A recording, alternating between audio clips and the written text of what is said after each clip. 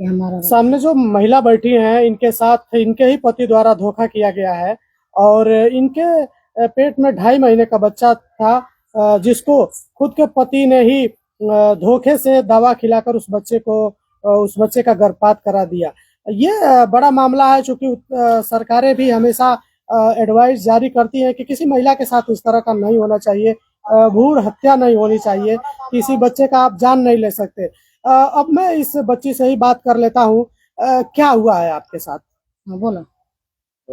दो 2.5 महीने का मेरा बच्चा था। हाँ। मेरे आदमी ने मैं मार दिया दवा खिलाकर धोखे से। जब जब दवा आपको दिया तो आपको पता नहीं चला कि हमको पता नहीं चला था। हम जाने कि दर्द का दवा है। अच्छा, आप दर्द की दवा मांगी थी क्या उनसे? हाँ, मांगे थे। हाँ। कि हमको दर्द हो रहा है, हाँ। कि दर्द को दवा लिया कर दीजिए, मैं खा लूंगी तो उठकर काम करूंगी। अच्छा, तो ये आपके पति का क्या नाम है? गुलशन पासवान। गुलशन पासवान है। और जब 2.5 महीने का बच्चा तो ये तो परिवार में सबको पता होगा कि 2.5 महीने का बच्चा है। हाँ, सबको पता था।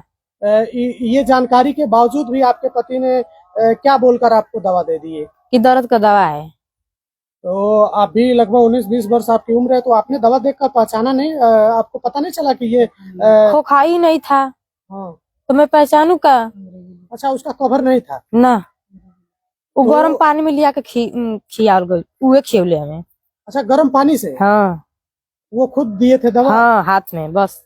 तो ये दवा आप जब खा ली तो ये कैसे आपको पता चला कि ये गलत दवा है?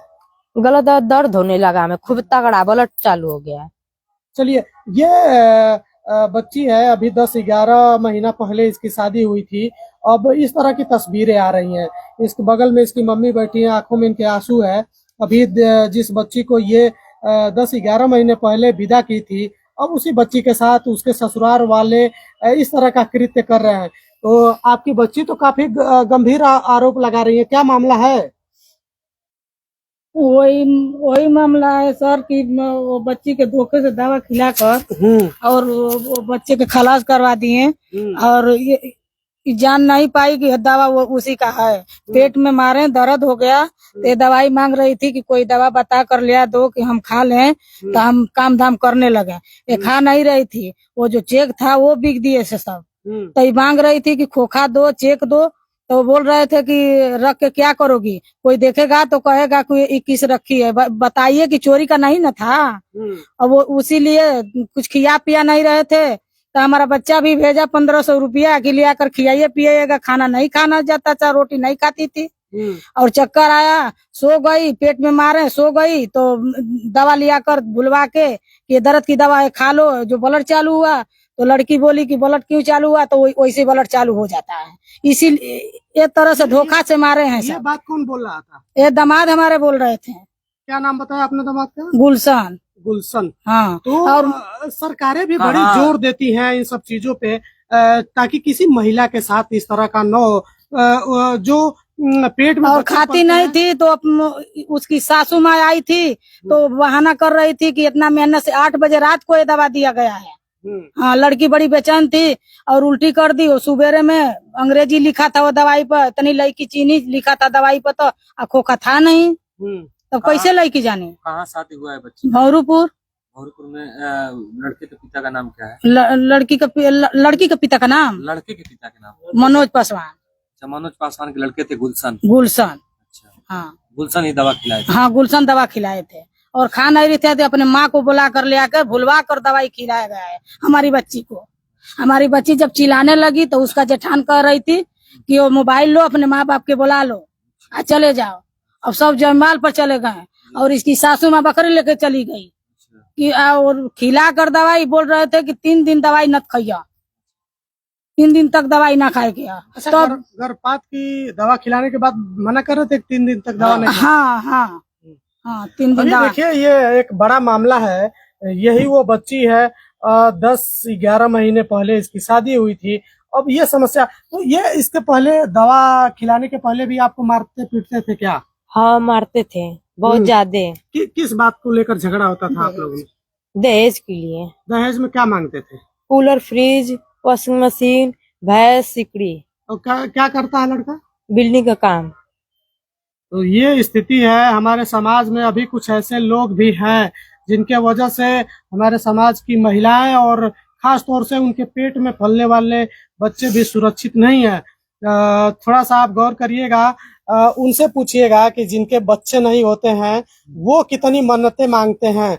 अब बताइए, इस बच्ची का इस बच्ची के पेट में 2.5 महीने का बच्चा था और उस बच्चे को मारने के लिए इस बच्ची को दवा दे दिया गया। तो ये काफी निंदनीय है। ये समाज में किसी स्तर से इसकी आप सराहना नहीं कर सकते। ये बहुत ही बड़ा निंदा का विषय है।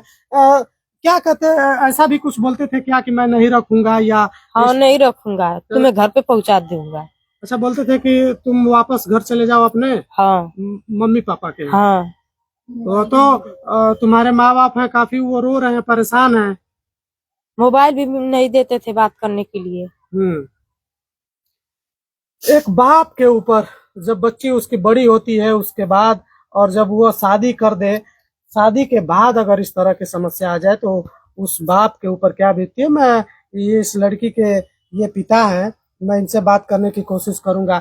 ये कब से, इसको हाथ में पकड़ लीजिए, बस ऐसे पकड़े रहिए। ये कब से आपके संज्ञान में मामला है? ये शादी ये 9-10 महीना हो गया और 9-10 महीना हुआ। लड़की 2-4 दिन 10 दिन सही से रही, या चाहे जो इसे रखें सही से रही। उसके बाद लड़की को प्रताड़ित कर रहे हैं लोग खाली दहेज के लिए। और आज हमको यह देखने को दिन मिल रहा है कि लड़की जो है हमसे कह रही है कि पापा हमारे आदमी कह रहे हैं कि कूलर फ्रिज दे देना, आप तब हमको सही से रखेंगे। अंगूठी आप दिए, हमारे आदमी बोल रहे हैं कि सिकड़ी क्यों नहीं दिया तेरा बाप। तो हम जिस लायक थे वो दे दिए। अब जो है कि वही हमको हमारे सामने आ रहा है वो बात की जो है कि दहेज हमसे मांग रहे हैं लोग। अब शादी करने के बाद हमारी इज्जत लड़की का बिगाड़ देने के बाद जो है कि आज हमको चलिए प्रताड़ित कर रहे हैं, हर जगह हर बात पे प्रताड़ित कर रहे हैं। एक बाप जब अपने बच्ची को पाल पोस के बड़ा करता है, अब जब उसकी शादी करता है तो सब लगभग बहुत से बाप कर्ज में दब जाते हैं। कर्ज में दबने के बाद, शादी करने के बाद अगर उसके बच्ची के साथ उसके ससुराल वाले इस तरह करें तो ये काफी दुखद होता है। मैं अब मधुबन थाना पड़ता है इनका और दुबारी की पुलिस चौकी है, मैं दोनों जगह पे तैनात उस पुलिसकर्मियों से कहूंगा कि आपके पास ये मामला जाना ही है, आप निस्वार्थ इनकी मदद करें। और खास तौर से ऐसे लोगों के खिलाफ सख्त कार्रवाई जरूर होनी चाहिए जो गर्भ में बच्चों को मारने का प्रयास करते हैं। वो भी भले ही ये आपकी पत्नी है, लेकिन इसको बिना बताए आप इसको बच्चे मारने की दवा खिलाते हैं। ये काफी निंदनीय, गैर कानूनी भी है। सरकार समय समय पर इस चीज का प्रचार भी करवाती है और इस चीज को बाकायदा निर्देश भी देती है कि गर्भपात नहीं होना चाहिए, गर्भ में किसी बच्चे का जान आप नहीं ले सकते। बाकी इस बच्ची की कहानी को सुनकर आप क्या सोचते हैं, इनके ससुराल वालों के इस कृत्य को सुनकर आप क्या सोचते हैं, कमेंट बॉक्स में अपनी राय भेजिएगा। बाकी अगले किसी और जगह से मुलाकात होगी, तब तक के लिए आप सभी का बहुत बहुत धन्यवाद।